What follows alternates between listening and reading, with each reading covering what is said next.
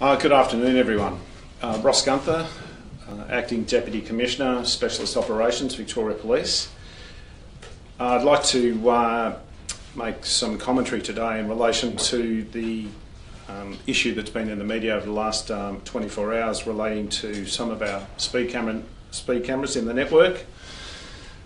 55, as we understand, of the cameras may or may not have been impacted by a virus within that network.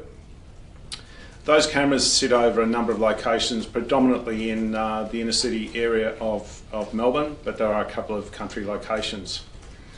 There would appear to be a period commencing from the 6th of June to the 22nd of June that is the period where the cameras have been impacted. In the course of that, 590 speed or red light infringements have been issued. It's really important that we give the public some confidence around our camera system in Victoria. These cameras are about saving lives. So the key message for me is those cameras are still operating. Of the 590 infringements, I've asked all of those to be cancelled today. That process has commenced, and those receiving those infringements will receive correspondence from the Traffic Camera Office in the next few days.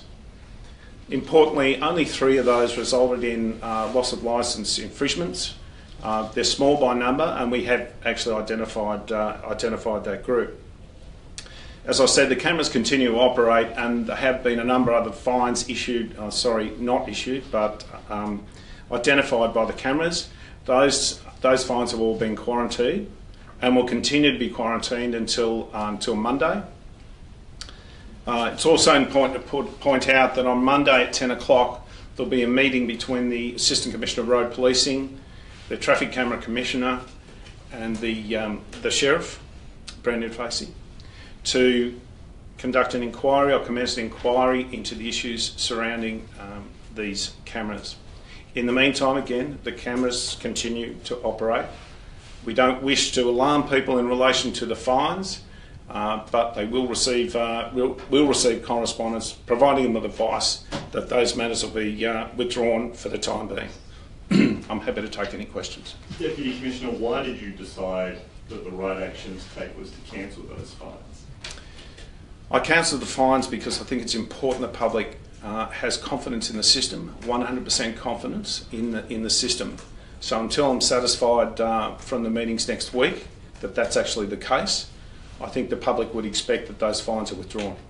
So are you confident that these cameras were working as well as they should have been during this period?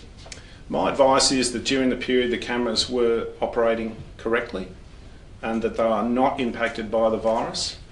However, given the independent nature of the Traffic Camera Commissioner, I think it'd be wrong for me to assume that that's the case until he's had the opportunity to look at all the circumstances resulting in their issuing of the fines. Obviously you can't have that much confidence in that if you've cancelled the fines. No, I think, as I said, I'm confident on the basis of the advice I've given that the fines are likely to stand. But having said that, I think the public would expect that we test the system appropriately, and if we're found to be, if there's errors found to be in the system, that those matters will be withdrawn. Can I ask about, obviously this stuff is ransomware. Was a ransom ever requested or demanded?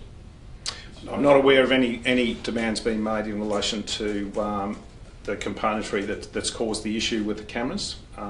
So I'm unable to comment upon that.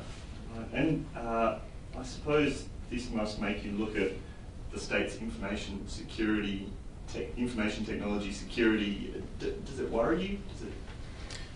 No, I think what it highlights is the need for us to consider all aspects of our information security right across just not camera networks, but obviously the law enforcement networks themselves. So whether it worries me, it doesn't worry me unduly, but here's an opportunity really to test whether the systems were operating, whether they were affected, and so it probably has a positive outcome in that respect anyway.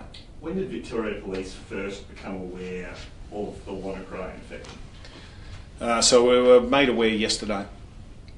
Before the interview with Neil Mitchell?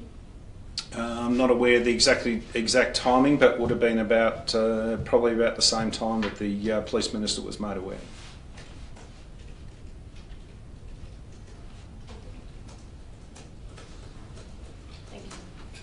Thank you. Thank you.